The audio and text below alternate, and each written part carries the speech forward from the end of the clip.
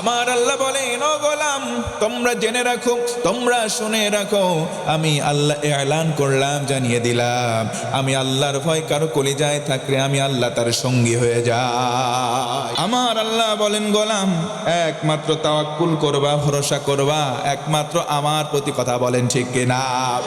আল্লাহ রাব্বুল আলামিন বলেন, ومن يتوكل على الله فهو حسبه إن الله بالغ أمره قد جعل الله لكل شيء قدير।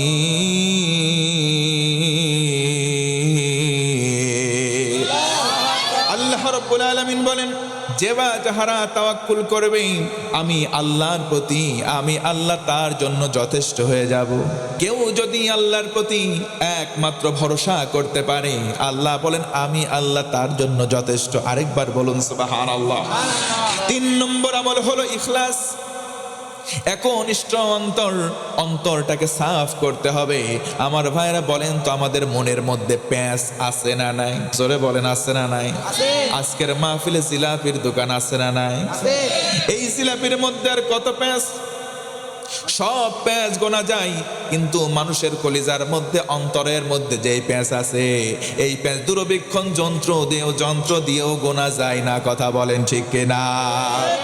আল্লাহ আলামিন বলেন, وما أمروا إلا ليعبدوا الله مخلصين له الدين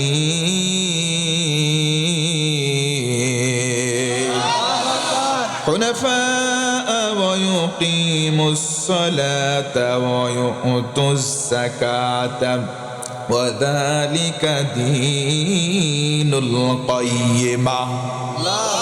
আল্লাহ রাব্বুল আলামিন ইখলাস ওয়ালা অন্তরের ব্যাপারে বলেন, আমার রাসূল এর পক্ষে বলতে গিয়ে বলেন, আখলিস দীনাক ইয়াকফিকাল আমালুল কলিল। ও আমার উম্মত, তোমার অন্তরটাকে খালেস বানাও, স্বচ্ছ বানাও, অল্প আমল নাজাত পেয়ে জান্নাতে যাওয়ার জন্য যথেষ্ট হয়ে যাবে। আল্লাযী খালাকাল মাউতা ওয়াল হায়াতা লিয়াবলুয়াকুম আইয়ুকুম আহসানু আমালা ওয়া হুয়াল আজিজুল গফুর।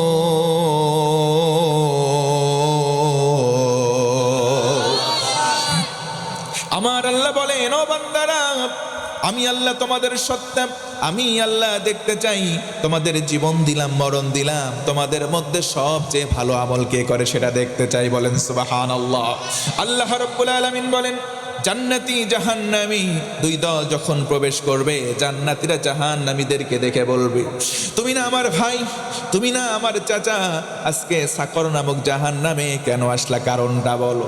জাহান্নামীরা বলবে, লাম নাকু মিনাল মুসাল্লিন, জমিনে তোমরা নামাজ পড়তা, নামাজ কায়েমের আন্দোলন যারা করে তাদের দলে তোমরা কর্মী ছিলা, আমরা নামাজ পড়তাম না, ওই কর্মীদেরকে মাঝে মধ্যে বলতাম বেটা জঙ্গি।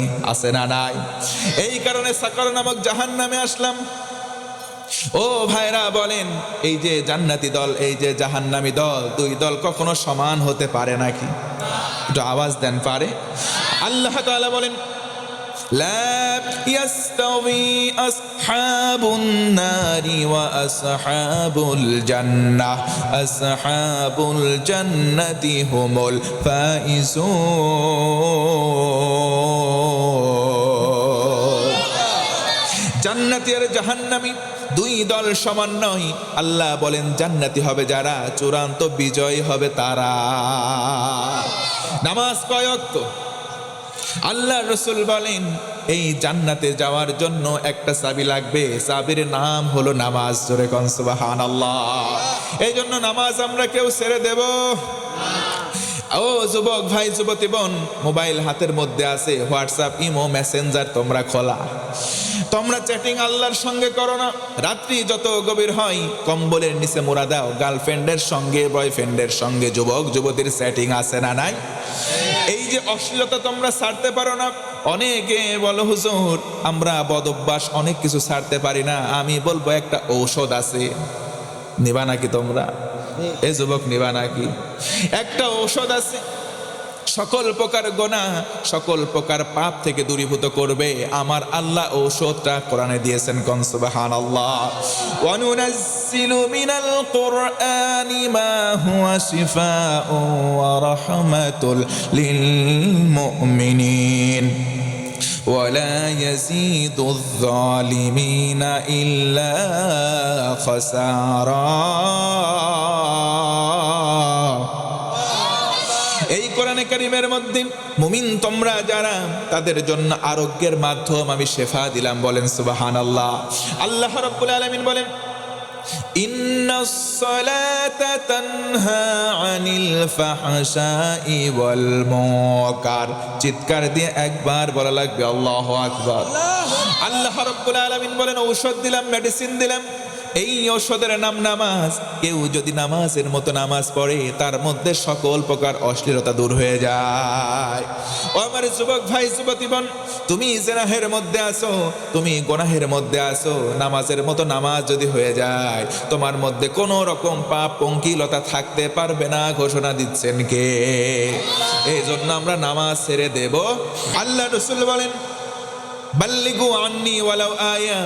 আমি রাসূলের পক্ষ থেকে যদি একটা আয়াত হয়, অন্যের কাছে পৌঁছিয়ে দাও, পড়েন সুবহানাল্লাহ। আল্লাহ রাব্বুল আলামিন বলেন, কুনতুম খায়রা উম্মাতিন উখরিজাত লিন-নাসি তা'মুরুনা বিল মা'রুফি ওয়া তানহাউনা আনিল মুনকার ওয়া তু'মিনুনা বিল্লাহ।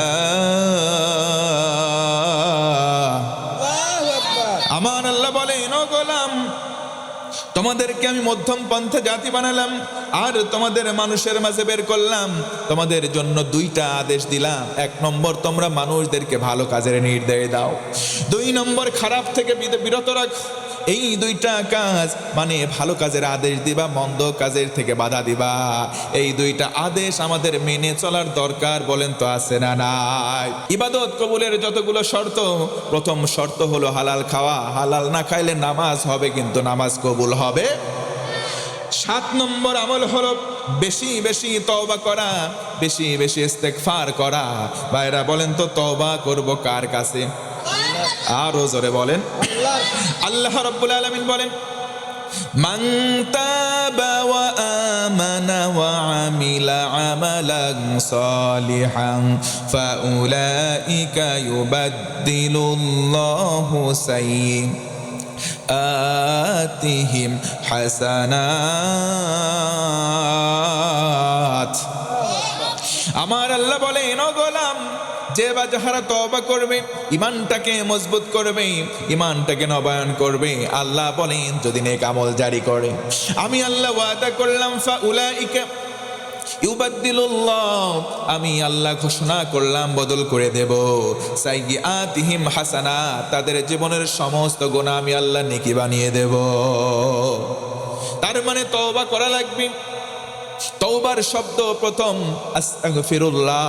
আমার সঙ্গে উঁচু গলায় বলেন তো, আস্তাগফিরুল্লাহ। এই যে আস্তাগফিরুল্লাহ আশ্রয় চাইলাম কার কাছে?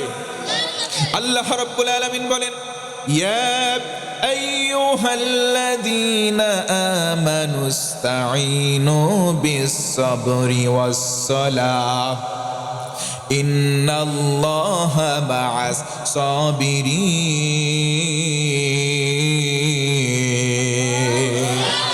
আল্লাহ বলেন, গোলাম মুমিন হইছো না? আমি আল্লাহর কাছে চাইবা দুইটা মাধ্যমে, 1 ধৈর্য ধরবা, 2 নামাজ পড়বা। জোরে কোন তো সুবহানাল্লাহ।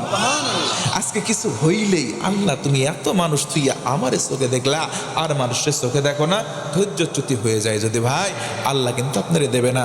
আল্লাহ অন্য আয়াতে বলেন, উদউনি আস্তাজিব লাকুম, বান্দা আমারে ডাক, আমি তোর ডাকে সাড়া দেব। সুবহানাল্লাহ। তিনি আমলের কথা বললাম কয়টা?